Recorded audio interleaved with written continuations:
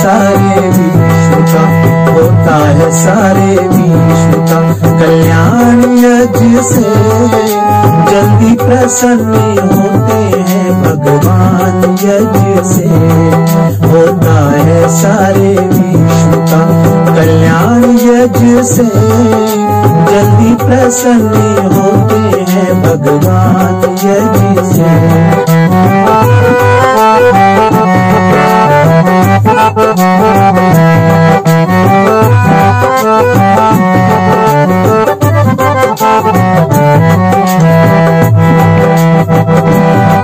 ऋषियों ने ऊंचा माना है स्थान यज्ञ का, स्थान यज्ञ का। भगवान का ये यज्ञ है, भगवान यज्ञ का, भगवान यज्ञ का। जाता है देवलोक में, जाता है देवलोक में। इंसान यज्ञ से जल्दी प्रसन्न होते हैं भगवान यज्ञ से। होता है सारे विश्व का कल्याण यज्ञ से। जल्दी प्रसन्न होते हैं भगवान यज्ञ से।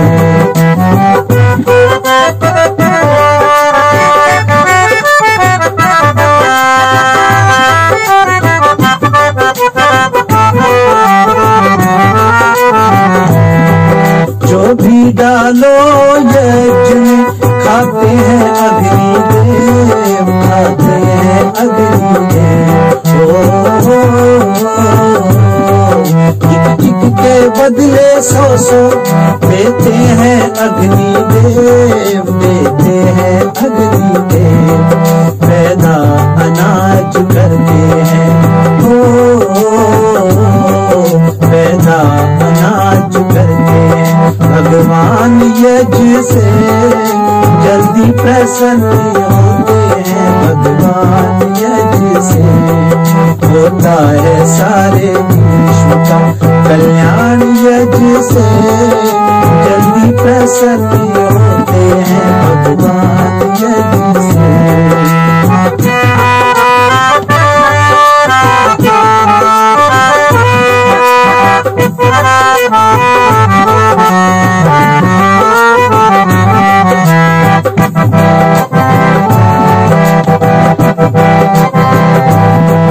होता है कन्यादान भी इसके ही सामने, इसके ही सामने।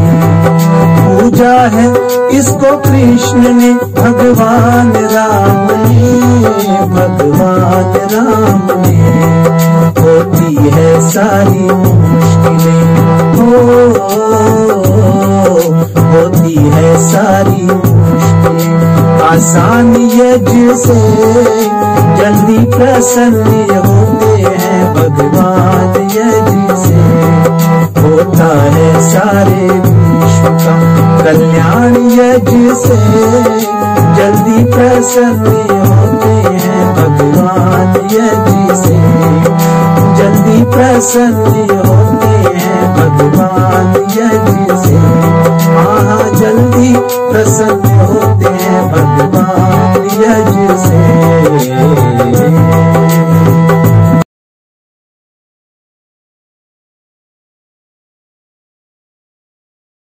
ओम विश्वानि देव सवितर्दुरितानि परासुव। यद्भद्रं तन्न आसुव। ओम शांति शांति शांति। सम्माननीय श्रोता बंधुओं, विद्यार्थी और अभिभावकों, आज हम आपके बीच में जो चरित्र निर्माण की बात हो रही है, क्योंकि शिक्षा के साथ साथ में संस्कार का होना भी बहुत जरूरी है। यदि पढ़ लिखने के बाद भी मनुष्य के अंदर, विद्यार्थी के अंदर इंसानियत और मानवता नहीं आती है, तो वो साक्षर व्यक्ति राक्षस का भी काम करने लगता है। इसलिए नैतिकता का, इंसानियत का, मानवता का, चरित्र का होना बहुत आवश्यक है। इसलिए स्कूल के माध्यम से विद्यार्थियों के चरित्र का विकास हो, नैतिक मूल्य, मानवता, इंसानियत, शिष्टाचार, संस्कारों का उदय हो, उस दृष्टि से हम चरित्र निर्माण की बात रखते हैं बच्चों के बीच में। आज उसी कड़ी के अंतर्गत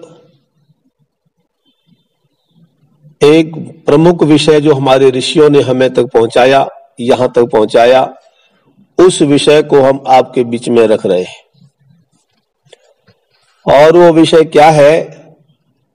और वो विषय है यज्ञ, हवन, अग्निहोत्र। अग्निहोत्र को हम करते हैं अपने स्कूलों में, अपने घरों में भी, लेकिन आज थोड़ा महत्व समझेंगे वैज्ञानिक रूप में, तर्कों के आधार पर भी यज्ञ का क्या, हवन का क्या, अग्नि का क्या महत्व है, अग्निहोत्र का क्या रहस्य है। अग्निहोत्र को देवयज्ञ भी कहा जाता है। देवयज्ञ क्यों कहा जाता है, इस पर विचार करेंगे। क्योंकि अग्निर्वई देवानां मुखम, अग्नि देवताओं का मुख है। जड़ चेतन जितने भी देवताएं हैं, जिनको हम गिनले गिनले, ना गिनले ना गिनले, जिनको हम नहीं जानते हैं, जिनको जानते भी हैं, ऐसे समस्त देवों को यदि हमने खिलाना है, उनकी पूजा अर्चना करनी है, उनके भाग को पहुंचाना है, तो वो कहते हैं कि भाई अग्नि को खिलाओ। और वो अग्नि सूक्ष्म बना करके समस्त जड़ चेतन देवी देवताओं तक वो भाग पहुंच जाता है। इसलिए इस अग्निहोत्र को देवयज्ञ भी कहते हैं। अग्निहोत्र को देवयज्ञ भी कहते हैं। आप देखेंगे अग्निहोत्र कोई पाखंड नहीं है, कोई दिखावा नहीं है, किसी तरह की ठगने की विद्या नहीं है। अग्निहोत्र विशुद्ध रूप से एक वैज्ञानिक प्रक्रिया है। अग्नि में हम जो पदार्थ डालते हैं वो कई गुना बन करके इस ब्रह्मांड में फैल जाता है। शंका हम लोग करते हैं, कई बार करते हैं कि ये अग्नि में सारे पदार्थों को जला करके नष्ट कर रहे हैं। घी इतना बहुमूल्य है जो मिल नहीं रहा है लोगों को खाने के लिए, और ये लोग यज्ञ करने वाले अग्नि में डाल करके उसको नष्ट कर रहे हैं। ऐसी अवधारणाएं व्यक्ति के मन में आती हैं और ऐसी शंका आती है।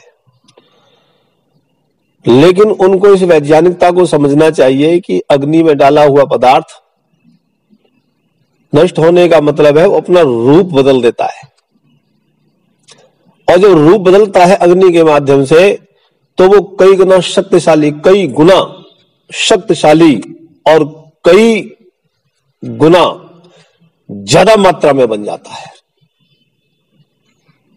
ये कहा जाता है कि यदि 1 चम्मच गाय के घी को अग्नि में डाला जाए तो वो कितने टन उससे ऑक्सीजन का निर्माण होता है।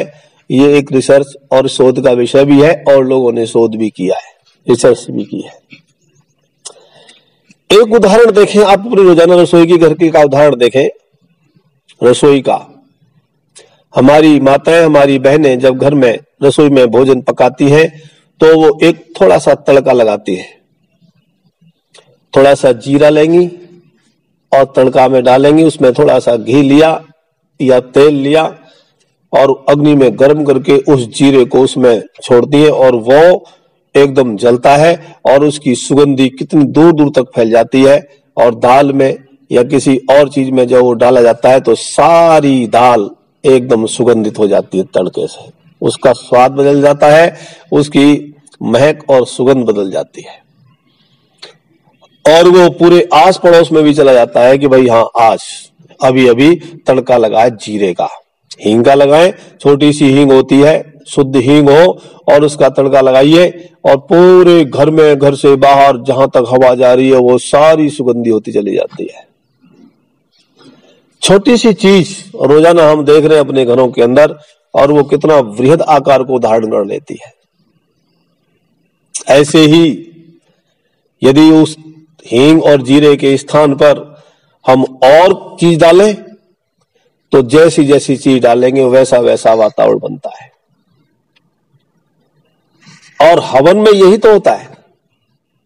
हवन में तमाम तरह की 85 प्रकार की औषधियों का मिश्रण करके 4 तरह की सामग्री होती है। स्वामी दयानंद सरस्वती लिखते हैं 4 तरह की सामग्री: मिष्ठान, रोगनाशक, सुगंधित और पुष्टिकारक।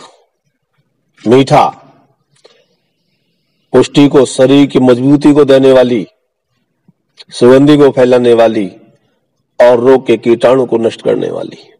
ये 4 तरह की सामग्री भिन्न भिन्न वनस्पति और औषधियों को मिलाकर के तैयार की जाती है और वो अग्नि में स्वाह करते हुए डालते हैं तो सुगंधि फैलती है और ये 4 तरह की चीजें मिलती है, रोग से मुक्ति मिलती है। आज कोरोना का संकट चल रहा है प्यारे विद्यार्थियों। कोरोना जैसे संकट को दूर करने के लिए मैं कहता हूं एलोपैथिक है, आपकी भाप है, गर्म पानी है, काढ़ा है, गरारे हैं, कोई और दवा है, ये सब ठीक है, इनसे लाभ हो रहा है, मिलता है लाभ, कोई संदेह नहीं है। और प्राणायाम करने से भी मिलता है, इसमें भी कोई संदेह नहीं है। लेकिन यदि अग्निहोत्र को और जोड़ लिया जाए तो ऐसी ऐसी बीमारियों से हमें मुक्ति मिलती है। अग्निहोत्र को, प्राणायाम की प्रक्रिया क्या होती है? प्राणायाम से हम श्वास वायु को अंदर लेते हैं और यदि श्वास वायु में ऐसी चीजें घोल दी जाएं जो हमारे इस कीटाणु, जीवाणु, जो वायरस होते हैं जो नुकसान कर रहे हैं, उनको नष्ट करने की कोई औषधि ऐसी हो तो हमारे लंग्स, हमारे गला, हमारी ये सब नाक बहुत सुंदर और स्वस्थ होने लगती है और बीमारी से मुक्त हो जाते हैं। मैं आपको एक पुस्तक का उदाहरण देता हूं। देखो, ये पुस्तक है वैदिक संपत्ति और ये पंडित रघुनंदन शर्मा जी ने लिखी है पुस्तक वैदिक संपत्ति। 1930-31 में ये प्रकाशित हुई थी, अब तो ये कई प्रकाशन आ गई हैं। इन्होंने वैदिक काल की बातों का वर्णन इसमें किया और वो लिखते हैं, आज की नहीं 1931 की बात बता रहा हूं, 30 की बात बता रहा हूं। बहुत इन्होंने रिसर्च करके इस पुस्तक को लिखा है। जो वेद के मानने वाले हैं, वैदिक सिद्धांतों का अन्वेषण करते हैं, शोध करते हैं, वो इस पुस्तक को जरूर पढ़ते हैं। और वो लिख रहे हैं इस ग्रंथ के अंदर तमाम तरह की बातों को, यज्ञ के ऊपर, अग्निहोत्र के बारे में भी लिख रहे हैं कि यदि अग्नि के अंदर यहां केवल अपनी दिखानी बात, इसमें प्रमाण दिए है, केवल वो कह रहे थे शक्कर डाली जाए। एक बहुत बड़े वैज्ञानिक लिख रहे हैं, अध्यापक ट्रिलवर्ट, कि अग्नि के अंदर शक्कर डाली जाए, गुड़ डाला जाए तो क्षय, चेचक, हैजा जैसी बीमारियों से मुक्ति मिलती है। और डॉक्टर एम ट्रिलवर्ट के बारे में लिखते हैं कि मुनक्का, किशमिश आदि फलों को उसके अंदर डाला जाए, अग्नि के अंदर डाला जाए तो वो उसके धुएं से 20 मिनट में, 30 मिनट में रोग के, टाइफाइड जैसी रोग के कीटाणु नष्ट हो जाते हैं। एक हमने पढ़ा और जगह, इसमें अनेक रोगों के बारे में। अब जैसे केसर है, केसर के बारे में, चावल में केसर मिलाकर के डाली जाए तो इस वातावरण में फैले हुए रोग के जो जीवाणु है, कीटाणु है, जिनको कृमि बोलते हैं, वायरस बोलते हैं, उन कृमियों को नष्ट किया जा सकता है। फ्लैग की बीमारी भी इसी तरह से फैलती है वायुमंडल से। और वो यदि उसमें केसर, जो शुद्ध केसर ले, उसको डाले तो वो प्लेग की, ऐसे ही गुग्गल है, गुग्गल औषधि आती है, उस गुग्गल को यदि हम अग्नि में जलाएं, उसको डालें तो उसकी सुगंधि से ये इस तरह से जो हमारे रोग के कीटाणु नष्ट होते हैं। उदाहरण ये समझें, जैसे आज कोरोना का संकट चल रहा है सारी दुनिया परेशान है। ऐसी परिस्थिति में यज्ञ की प्रक्रियाएं कहां तक हमारे लिए लाभ दे सकती हैं। मैं एक उदाहरण इतिहास का देना चाहता हूं और वो उदाहरण है भोपाल गैस जो कांड हुआ। भोपाल की उस फैक्ट्री से ऐसी जहरीली गैस निकली जिसने अनेक परिवारों को तबाह कर दिया, मौत के घाट उतार दिया, कोई अपंग हो गया। किस तरह से त्रासदी झेली उस इलाके ने, ये इतिहास के पृष्ठों में लिखा हुआ है। और जब जब भी कोई व्यक्ति, हम देख रहे हैं, जब यज्ञ के ऊपर, अग्निहोत्र के ऊपर कोई किताब लिखता है तो वो उस घटना का जिक्र जरूर करता है कहीं न कहीं थोड़ा बहुत। और वो घटना ये है कि उस त्रासदी से सारा वो इलाका गुजर रहा था, क्षेत्र त्राहिमाम मची हुई थी। लेकिन एक ऐसा परिवार था जो प्रतिदिन अग्निहोत्र करता था। उस परिवार के ऊपर कोई किसी तरह का संकट नहीं आया। उस परिवार ने जब देखा कि भाई इस तरह से जहर घुल गया है पूरे वातावरण में, तो उन्होंने उस जहर को, उस गैस को नष्ट करने के लिए, अपने आप को बचाव करने के लिए पूरे परिवार ने मिलकर के अग्निहोत्र का कार्यक्रम रखा। जो सामग्री बनाई थी उच्च कोटि की, वो सामग्री और देसी घी और उच्च सुविधाएं लेकर के वो पूरा परिवार बैठ करके हवन करने लगे, अग्निहोत्र करने लगे। और अग्निहोत्र से जो धुआं निकला, जो गैस निकली, जो परमाणु निकले, उस अग्निहोत्र के उस धुएं ने जो वातावरण में व्याप्त जो जहरीली गैस हो गई थी, उस गैस को नष्ट करने का काम किया। और जब वो नष्ट होती रही, उस परिवार जो बैठा हुआ था हवन कुंड के अग्निहोत्र के साथ में, उस परिवार के न छोटे बच्चे का, न बड़े का, न युवा का, न स्त्री का, न पुरुष का, किसी का कोई नुकसान नहीं हुआ, कोई हानि नहीं हुई। तो ये हमें इतिहास प्रसिद्ध है। आप देखो, मैं बात करता हूं, हम अपने घरों में प्रयोग करते हैं, यज्ञ का ही रूप है। घर के अंदर, रसोई के अंदर अजवाइन है। अजवाइन को हमें कई बार बताया गया, प्रयोग भी किया है हमने। जब नाक रुक जाए और यहाँ साइनस की कोई समस्या हो, जुकाम हो रहा हो, पानी, ऐसी स्थिति में उस अजवाइन को लो, गरम करो और रुमाल की पोटली में बांधो और उसको सूंघो, तो वो यहाँ से पूरे नासिका को साफ करता है। वो क्या है? वो यज्ञ का ही रूप है। अग्नि के माध्यम से अजवाइन में छिपी वो शक्ति को उसने कई गुना बनाया और वो सब कुछ ठीक हुआ। मैं इस बात को कहता हूं, हमारी नाक बताती है। एक गुग्गल औषधि होती है, गुग्गल जो पेड़ पर गोंद की द्वारा निकलती है। उस गुग्गल, शुद्ध गुग्गल मिल जाए और उसको अग्नि में यदि जलाया जाए तो वो अग्नि का धुआं जहां जहां तक जाएगा वहां के वातावरण को शुद्ध करेगा और वहां के कृमि जो वातावरण में फैले हुए हैं, रोग को पैदा करते हैं, उन रोगों को नष्ट करेगा। हमारे रामनाथ वेदालंकार जी, डॉक्टर रामनाथ वेदालंकार जी, वेदों के बहुत बड़े विद्वान, गुरुकुल कांगड़ी, और अब तो नहीं है, उन्होंने वेदों पर भाष्य किया। तो अनेक मंत्रों को प्रस्तुत करते हुए लिखते हैं कि हवन करने से, अग्निहोत्र करने से, इस तरह की औषधियों के डालने से जो वातावरण कृमि होते हैं, कृमि जिनको वायरस हम वायरस भी कहते हैं, छोटे छोटे जिनको हम आंखों से देख नहीं सकते और वायुमंडल में प्रसारित हो जाते हैं, उन कृमियों को नाश करने का काम ये गुग्गल और हवन करता है। ऐसे वेद मंत्र।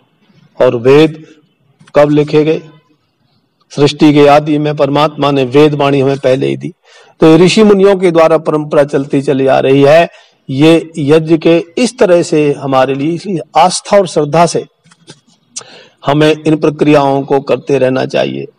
गुड़ है, आप गुड़ को डालिए। केसर है, केसर के बारे में ये बताया जाता है, वैदिक संपत्ति की बात हमने की थी पिछले एपिसोड में, पिछले भाग में, कि रघुनंदन शर्मा ये लिख रहे हैं कि यदि केसर को आप गुड़ के साथ डालें अग्नि के माध्यम से, तो बहुत बड़ी उपलब्धि होती है। मैं आपको ये नोट करने वाली बात है, आप इसको नोट कीजिए और मैं आपको दिखा भी देता हूं। इसको सामग्री में मिलाइए। बहुत सारी चीजें हैं जो आपके रसोई में मिल जाती हैं, जिनको हम बाजार से रोजाना खरीद करके प्रयोग करते हैं, और उन्हीं को ही सामग्री में मिलाइए। हरड़, बहेड़ा, आंवला, गिलोय, तुलसी, चंदन चूर्ण, अगर, तगर, गुग्गुल, जायफल, जावित्री, लौंग, गोला, छुआरा, जौ, नागरमोथा, कपूर कचरी, किशमिश, बालछड़ी, तुमरू, सुपारी, नीम के पत्ते, राल, इंद्रजौ, चावल, जटामासी, उड़द, मूंग, शक्कर, भूरा, खांड, गुलाब के फूल, ये गेंदे के फूल, ये आप ये देखो, आप ये देख लेंगे और इसमें ये सब लिखा हुआ है। ये एक कॉमन सामग्री है जो सब ऋतुओं में काम आती है। हमारे अंदर ये भाव उठे, हमारे अंदर ये भाव में, ये केवल ये जो चल रहा है यज्ञ के ऊपर अग्निहोत्र कोरोना, ये इसलिए कि हमारे अंदर प्रेरणाएं, अब तो वैसे थोड़ी थोड़ी लोगों में जागृति आ रही है। हम देख रहे हैं रोजाना, टीवी पर भी देख रहे हैं, यूट्यूब पर भी लोग डाल रहे हैं, सोशल मीडिया पर भी आ रहा है, समाचार में भी आ रहा है, समाचार पत्रों में, जगह जगह, गांव गांव, नगर नगर में लोग हवन कर रहे हैं, हवन, सामूहिक हवन कर रहे हैं, और सामूहिक हवन करते करते वो वातावरण को शुद्ध कर रहे हैं। हमारी जो परंपराएं कोई पाखंड से ओतप्रोत नहीं है। हमारी परंपराएं ऋषियों की बनाई हुई हैं, जो देश, समाज और राष्ट्र को स्वस्थ रखने के लिए और हर तरह से उसको आगे ले जाने के लिए बनाई गई है। जब जब ऋतु परिवर्तन होता है, तब तब कुछ न कुछ ऐसे रोग के कीटाणु पैदा होते हैं जो मानव के शरीर पर हमला करते हैं और रोगाणु बनाते हैं। इसलिए इनसे बचने के लिए हमारे ऋषि मुनियों ने, विचारकों ने ऋतु परिवर्तन पर यज्ञ करने का प्रावधान रखा। जैसे उदाहरण के रूप में, बरसात के बाद, बरसात जब होती है, इसके बाद दीपावली का त्योहार मनाया जाता है, और दीपावली के त्योहार पर घर घर में घी के या सरसों के तेल के दीपक जलाए जाते हैं। बड़े बड़े यज्ञ करने की बात हमारे दीपावली के अवसर पर कही। जब घर घर में शुद्ध घी ना हो तो सरसों का तेल भी एंटीबायोटिक होता है। यदि वो सब लोग जलाएं तो बरसात के अंदर नमी से जो कीटाणु और जीवाणु पैदा हो जाते हैं, उनको नष्ट करने की क्षमता उस धुएं में होती है। वो हमारे ऋषियों ने बनाई। मिलजुल करके सारे लोग यज्ञ करो। आप देखो, होली है, ये इतिहास से भी जुड़ गए हैं भाई। इतिहास में भी जैसे जैसे इतिहास की घटनाएं घटी, तो हमारे लोगों ने उसको इतिहास के साथ भी इन त्योहारों को जोड़ दिया। होली का यह है कि भाई अब होली है, होली में एक बहुत बड़ा सारे गांव के, नगर के लोग इकट्ठे होकर के और बृहद हवन किया करते थे, बहुत बड़ा हवन, जिसमें घी और सामग्री उचित बड़े चीजें, तो उसको लेकर के हवन किया करते थे। उससे वातावरण गांव का सब ठीक होता था। आप देखो, हवन में वृष्टि यज्ञ की हम बात करते हैं।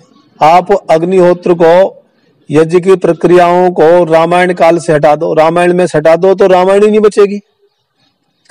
वृष्टि यज्ञ किया था राजा जनक ने, जब उनके यहाँ बरसात नहीं हो रही थी तो वृष्टि यज्ञ करके बरसात हुई थी। हमने भी दयानंद ब्रह्म महाविद्यालय में कई बार वृष्टि यज्ञ किया।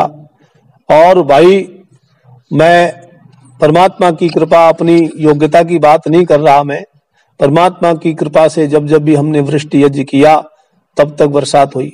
एक बार 7 दिन तक हमने यज्ञ किया और 7वें दिन जब पूर्ण आहुति होगी तब तक भी बरसात नहीं हुई। तो हम सोच रहे थे कि भाई कोई कमी रह गई है, लेकिन पूर्ण आहुति हुई, सब यज्ञ का सामान समेटा और सायंकाल को ऐसी मूसलाधार वर्षा हुई कि हमें, हमारे विद्यार्थियों के हॉस्टल के कमरों के अंदर तक पानी चला गया। तो वृष्टि यज्ञ की बात भी होती है, पुत्रष्टि यज्ञ की बात है, पुत्रेष्टि यज्ञ हम जानते हैं, राजा दशरथ ने किया पुत्रेष्टि, और फिर ये राम, भरत, लक्ष्मण, शत्रुघ्न जैसे 4 पुत्रों का जन्म हुआ। पुत्रेष्टि आता है, वृष्टि यज्ञ आता है, अनावृष्टि यज्ञ आता है, और भी विजय याग की बात हम करते हैं, विजय प्राप्त करने का याग। एक जगह लिखा है, अब ये बात तो झूठी नहीं हो सकती ऋषियों की, स्वर्ग कामो यजेत, स्वर्ग की प्राप्ति करने वाला यज्ञ करे। तो ऐसे तमाम तरह के यज्ञों का प्रावधान हमारे शास्त्रों में वर्णित है। हम लोग मिलजुल करके इन चीजों को सोचें और समझें।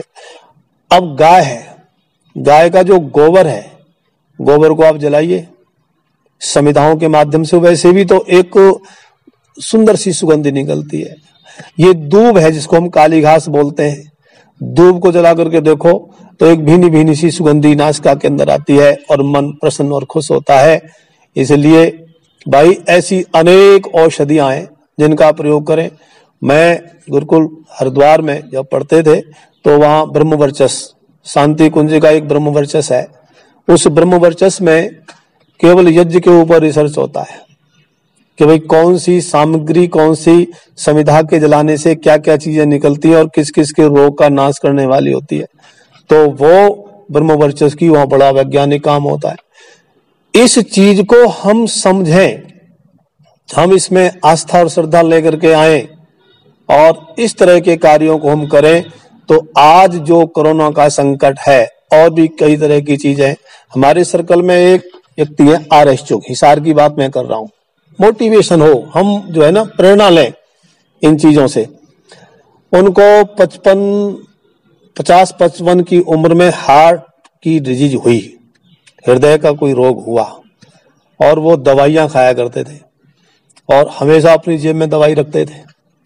लेकिन एक हमारे स्वामी दीक्षानंद सरस्वती, अब तो नहीं है धरती पर, गुरुकुल दयानंद ब्रह्म महाविद्यालय से भी जब ये लाहौर में था वहां संबंधित रहे, और स्वामी दीक्षानंद जी आगे चल करके बहुत बड़े आर्य समाज के संत बने।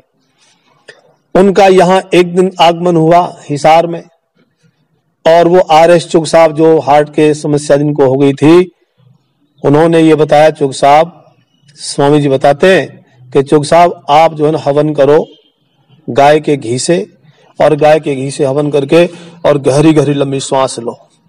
गहरी गहरी लंबी सांस ली और उन्होंने ये प्रक्रिया की। आज वो 80 वर्ष से ऊपर की उम्र के हो रहे हैं, हार्ट से संबंधित कोई दवा नहीं लेते, कुछ नहीं लेते, और हाँ रोजाना ये करते हैं, सुबह हवन करेंगे, हवन करके गहरी लंबी सांस लेंगे ताकि वो हवन और घी का, देसी गाय का घी का धुआं हमारे नाक से होते हुए हमारे हार्ट और इस तरह की चीज है, और वो आज स्वस्थ है। उम्र के हिसाब से उनका शरीर चल रहा है, भाई उम्र तो अब 80-81 साल की हो रही है, तो वैसे वृद्धावस्था के कारण कमजोरी है, लेकिन वो बीमारी नहीं। आज भी वो हंसते हैं, खूब काम करते हैं, और भी स्कूटी चला करके अभी ब्रह्मा विद्यालय के पास आ जाते हैं। ये काम कैसे हुआ? देखो, अच्छा कोरोना है, आज आप ये देखो कोरोना है, कोरोना की चीज होती है नाक से सीधी लंग्स की चीज जाती है और लंग्स को प्रभावित करता है, और ये हवन का जो धुआं है ये भी हमारे सीधे डायरेक्ट लंग्स को स्वस्थ करता है। इसलिए विद्यार्थियों, इस हवन को वैज्ञानिक समझो। यज्ञ को धर्म के साथ भी जोड़ा गया। उपनिषद में एक वाक्य आता है, त्रयो धर्मस्य स्कंधा, धर्म के 3 स्कंध हैं। धर्म के 3 स्कंध माने गए। स्कंध कहते हैं कंधे, और कंधों पर भार ढोकर के ले जाया जाता है। तो ऐसे ही 3 कंधों पर बैठ करके धर्म चलता है। और बोले वो कौन कौन से हैं? यज्ञो अध्ययन दान विधि, यज्ञ, अध्ययन और दान। इसमें यज्ञ को धर्म का स्कंध माना गया है कि तुम्हें धर्म कमाना है तो यज्ञ करो। यज्ञ से धर्म और पुण्य बनता है। और जैसे कि एक हमने वाक्य पढ़ा, स्वर्ग कामो यजेत, स्वर्ग सुख की प्राप्ति होती है। जब हम यज्ञ करते हैं तो यज्ञ से वातावरण शुद्ध होता है, जल शुद्ध होता है, वायु शुद्ध होती है, वृष्टि होती है, सब लोगों को, प्राणी मात्र को, वनस्पतियों को, सबको लाभ पहुंचता है। और किसी को लाभ पहुंचाना ही तो पुण्य है। पाप और पुण्य क्या है? पाप यह है कि हम जब किसी को हानि पहुंचाते हैं, किसी भी तरह से, हिंसा से या वाणी से, शरीर से, किसी तरह से किसी को कोई दुख पहुंचाते हैं, तो वो हमें पाप लगता है। और किसी तरह से मन, वाणी, शरीर से हम किसी को खुशी प्रदान करते हैं, किसी को सुख देते हैं, उपकार होता है, तो वही पुण्य कहलाता है।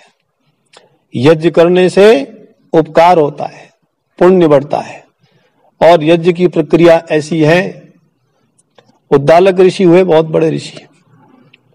उद्दालक ऋषि से पूछा, बोले कि यज्ञ का फल क्या है? तो उद्दालक ऋषि ने बड़े बेजोड़ शब्दों में कहा कि बोले यज्ञ का फल सुगंधी है। सुगंधी है। जब सुगंधी फैलती है तो वो सुगंधी दोस्त दुश्मन सबके घर जाती है। आप जिसको खिलाना नहीं चाहते वो भी उसको खा लेता है। आपके घर का जो खाना नहीं चाहता है वो भी उसको खाता है। वनस्पतियां खाती हैं।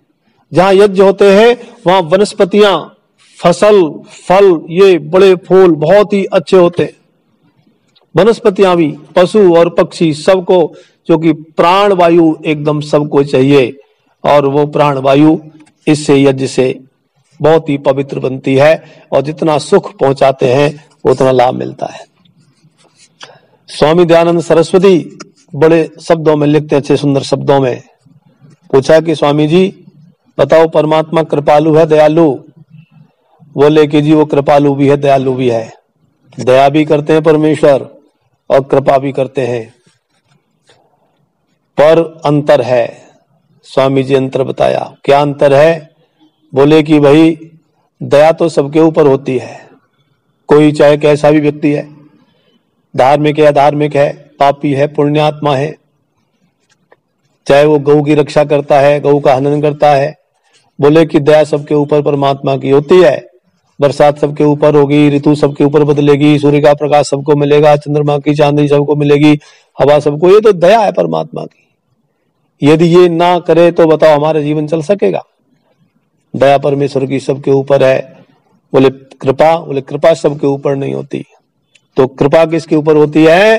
तब स्वामी दयानंद सरस्वती लिखते हैं, जो जो जितना जितना, विद्यार्थियों ये वाक्य नोट करके ले जाओ, आप याद रखना, जो जो जितना जितना दूसरों का भला करता है उतनी उतनी कृपा परमेश्वर की उसके ऊपर बरसती है।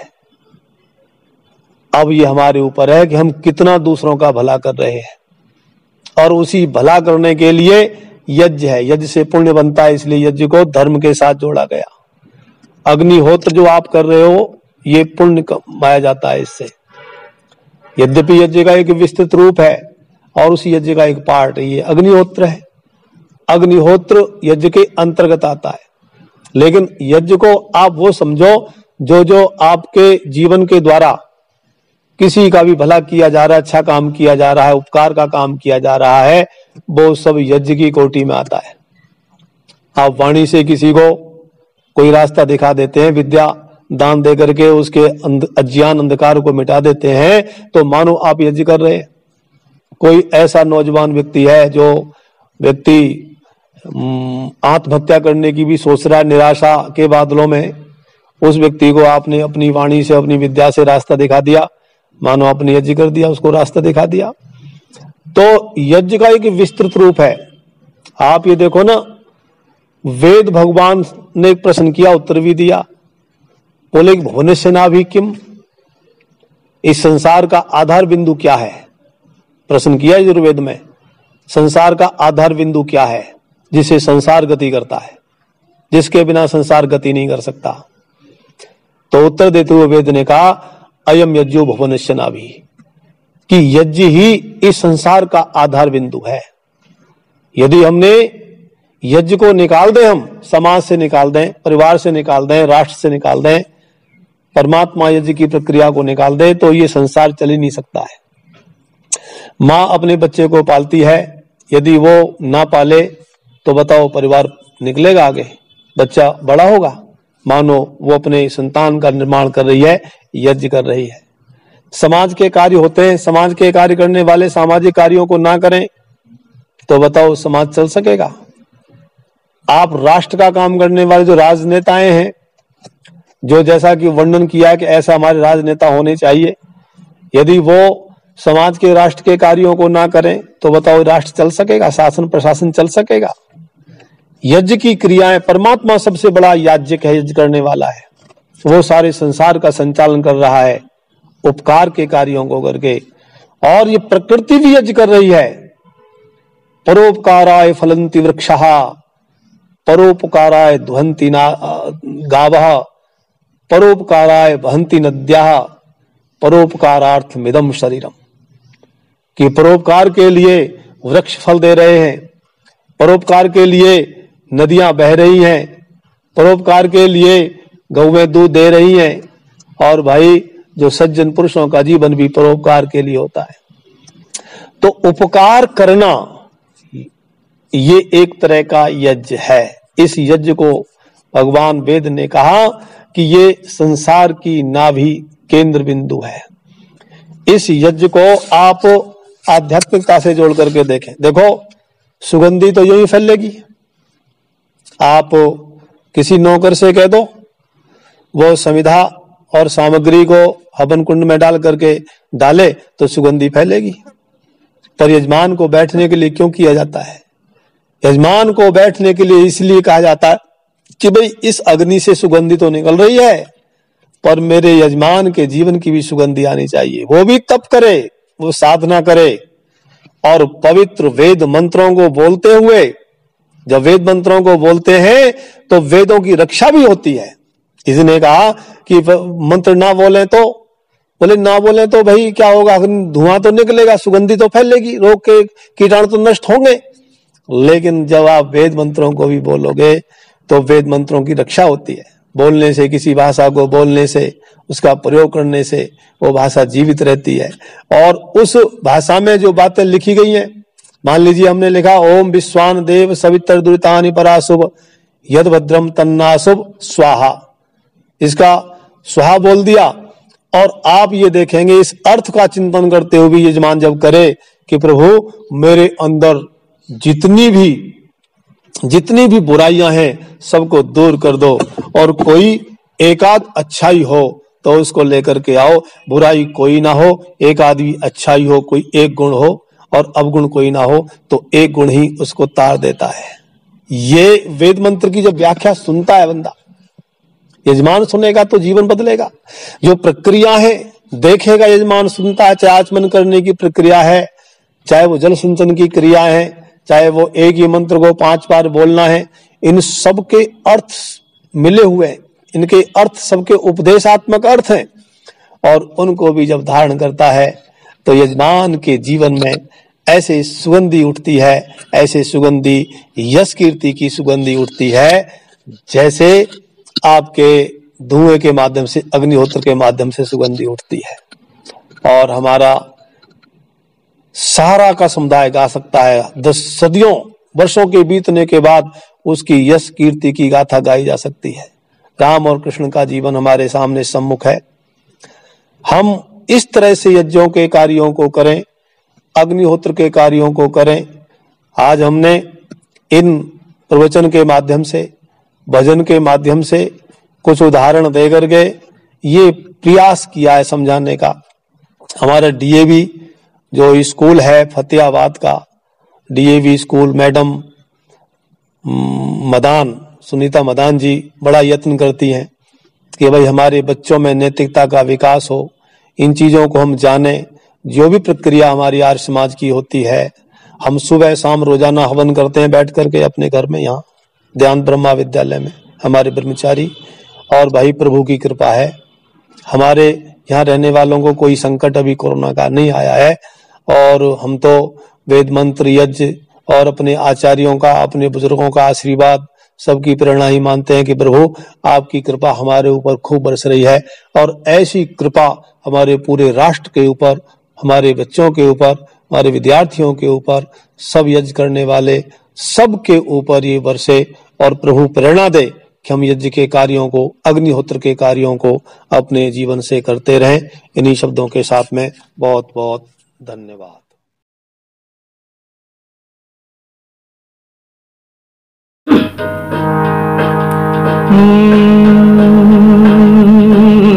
वेद पढ़ा जाए और हवन किया जाए, ऐसे परिवार को ईश्वर कहा जाए। वेद पढ़ा जाए और हवन किया जाए, ऐसे परिवार को ईश्वर कहा जाए। सत्य रग रग में जिनके बसा है, खुश रहता है उनसे विधाता। प्रेम सीने में जिनके नहीं है, उन्हें ईश्वर नजर दूर आता।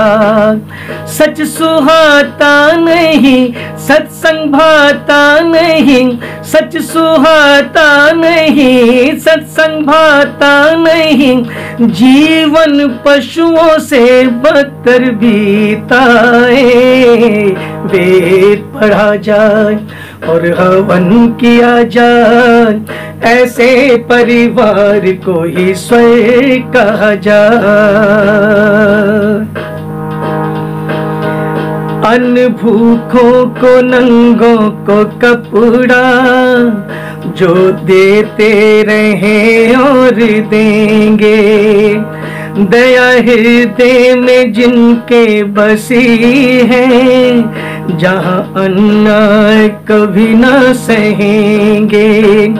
संकटों में कभी, झंझटों में कभी, संकटों में कभी, झंझटों में कभी श्रेष्ठ मानव नहीं है घबराए।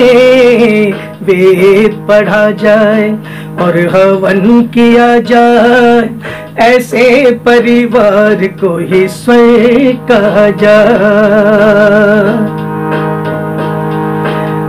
सबके घट घट बसा प्राण प्यारा, ये संसार है सब उसी का। संयम स्वार्थ में ना फंस के बंदा, दिल दुखाए नहीं जो किसी का। स्वप्न में भी कभी दोष आता नहीं, स्वप्न में भी कभी दोष आता नहीं। राघव श्रेष्ठ मानव वो ही कहलाए। वेद पढ़ा जाए और हवन किया जाए, ऐसे परिवार को ईश्वर कहा जाए। वेद पढ़ा जाए और हवन किया जाए, ऐसे परिवार को ईश्वर कहा जाए।